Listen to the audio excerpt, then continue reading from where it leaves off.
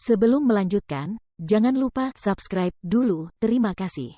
Bab 524, apakah kamu mampu bertarung di depannya? Kasus ini menimbulkan kehebohan di Jianchuan. Dan adegan Mukiki dan profesor yang bekerja di TKP disiarkan di berita. Semua keluarga Seng melihat rekamannya, termasuk Seng Kai dan Seng Bowen yang baru saja pulang. Mereka hanya pernah mendengar tentang Mukiki yang belajar ilmu forensik sebelumnya tanpa benar-benar melihatnya memegang pisau bedah. Mereka masih tidak dapat menghubungkan gadis kecil yang selalu menjadi pusat gosip ini dengan cinta Seng Xiao. Namun, ketika mereka melihatnya di tempat kejadian perkara, mereka akhirnya mengerti bahwa Mukiki menganggap pekerjaannya sangat serius. Dia tidak hanya melakukannya untuk bersenang-senang. Aku bisa menjelaskannya, tapi menurutku Xiaoqi terlihat sangat keren. Huran bersandar di lengan kakak ketiga dan berbisik padanya. Dia benar-benar terlihat seperti dokter forensik. Aku yakin dia akan memberikan kontribusi besar di masa depan dan menjadi orang yang lebih kuat dari kita semua. Mencari keadilan bagi yang sudah meninggal. Ketika kakak ketiga memikirkan hal ini, dia terkekeh. Hanya dia dan kakak kedelapan yang hidup dengan layak. Pelacur, jika bukan karena dia, kasus ini tidak akan terungkap secepat ini. Gu Ziling mengumpat. Jika aku mendapat kesempatan, aku akan membuatnya membayar harganya. Kakak ipar kedua, bukannya aku meremehkanmu. Tapi dengan kemampuanmu, kau hanya bisa menjadi macan kertas di rumah ini. Kau tidak punya keahlian atau kekuatan lain, bahkan dalam hal kekuatan finansialmu sebelum Gu Corporation runtuh. Apalagi kekuatan politikmu. Dia punya wali kota dan kepala suku di keluarganya. Selain itu, dia sudah terbiasa melihat segala macam mayat dan bertarung melawan segala macam orang. Apakah kau pikir kau mampu bertarung di depannya? Huran tertawa. Tunggu saja. Dengan itu, Gu Ziling masuk ke kamarnya. Dan kakek Seng berkata, Xiaoran, aku tahu kau pernah menderita di masa lalu.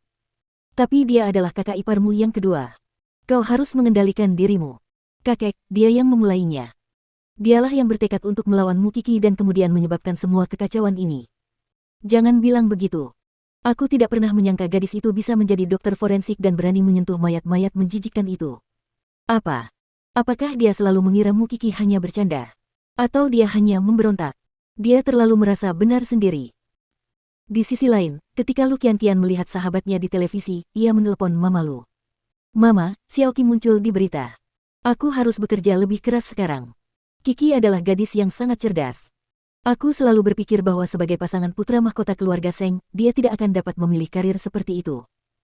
Sekarang, dia tidak hanya melakukannya, dia melakukannya dengan prestasi yang luar biasa. Sungguh tidak terduga. Tidak, Seng Xiao bukan lagi putra mahkota Huang Yao. Lu Qianqian mengoreksi ibunya. Kamu juga telah melakukan pekerjaan dengan baik. Perusahaan ini dikelola dengan baik akhir-akhir ini. Banyak proyek besar yang dilaksanakan dengan lancar berdasarkan suara para pemegang saham. Kamu benar-benar membuatku terkesan. Bukankah akan luar biasa jika ayahmu bisa melihatmu sekarang? Melihat ibunya menangis, Lu Qianqian segera menghiburnya. Baiklah, jangan cengeng. Kenapa kamu harus mengatakan ini ketika semuanya baik-baik saja? Aku hanya ingin keluarga Lin melihat sisi baikmu, anakku. Kau benar-benar pasangan yang cocok untuk cucu dari Pak Tua Lin. Lu Qianqian terkekeh dan menghibur ibunya. Ayo kita makan. Dia akan makan pada akhirnya. Jangan khawatir. Para paman dari keluarga Lu selalu merencanakan sesuatu. Mereka tidak dapat mengambil tindakan karena Lu Qianqian dilindungi dengan baik. Sebelum dia menyewa pengawal, mereka masih bisa menaruh ular di kamarnya atau menjalankan rencana berbahaya lainnya. Namun sekarang, dengan pengawal wanita selalu di sisinya dan pengawal pria menjaganya dari dekat, itu menjadi tugas yang sangat berat. Terlebih lagi, Lu Qianqian sebenarnya cukup pandai berbisnis. Ketika ia memulai kembali proyek-proyek yang dikesampingkan oleh Papa Lu, ia tidak menyebabkan Lu Holdings merugi. Hal ini membuat jajaran direksi mengakui kemampuannya. Bagaimanapun, pelatihannya untuk menjadi penerusnya bukan sekadar lelucon. Orang-orang di Lu Holdings sebelumnya mengira bahwa dia bahkan tidak akan bisa membaca laporan. Namun, mereka salah karena dia tidak hanya tahu cara membaca laporan, dia bahkan bisa menunjukkan kesalahannya.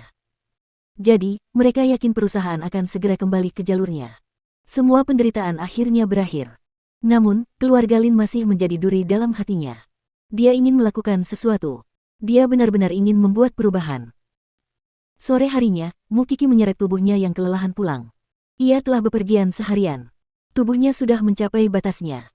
Ketika Mama Seng melihatnya, ia segera memeluknya. Bu, jangan, aku bau banget. Kau pikir aku tidak tahan jika kakak kedelapan bisa?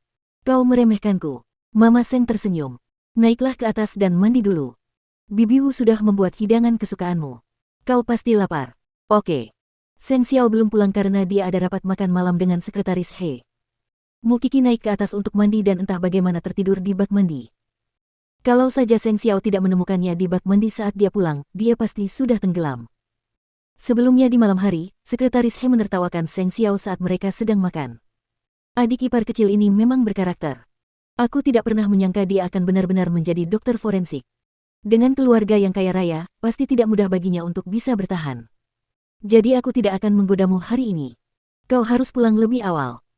Dia pasti sangat lelah setelah bekerja keras sepanjang hari, dan akan lega melihatmu setelah hari yang melelahkan ini. Memalukan sekali. Seng Xiao ikut tertawa. Pergilah saja. Aku bisa mengurus sisanya. Mereka bisa mengerti. Mereka tidak akan mempersulitmu. Saya akan berterima kasih sebelumnya. Setelah mengatakan itu, Seng Xiao meninggalkan pertemuan makan malam. Dan ketika dia sampai di rumah, dia melihat Mu Qixi sedang tidur di bak mandi. Kakinya melepuh. Sama sekali tidak terlihat seperti kaki seorang wanita muda. Dia jelas terlihat tidak menghargai tubuhnya. Seng Xiao menariknya keluar dari air dan membaringkannya di tempat tidur sehingga dia bisa tidur lebih nyaman. Ketika dia berganti pakaian dan turun ke bawah, Mama Seng bertanya, "Di mana Qixi?" "Dia sedang tidur. Kalau dia lapar, aku akan memanggil Bibi Wu. Biarkan saja dia tidur." Mama Seng tersenyum. Dia muncul di televisi hari ini dan membuat orang heboh. Kakeknya, ayahnya, dan keluarga Sen lainnya pasti sangat bangga padanya. Meskipun Sen tua tidak mengatakannya, aku bisa menebak dari wajahnya bahwa dia mengakui keseriusan dan dedikasi Xiaoqi. Kalian semua sudah melihatnya. Hanya aku yang belum, kata Seng Xiao. Anda dapat menontonnya setelah makan malam. Orang-orang, baik pria maupun wanita, paling menawan ketika mereka memiliki keterampilan profesional yang kuat dan bekerja keras.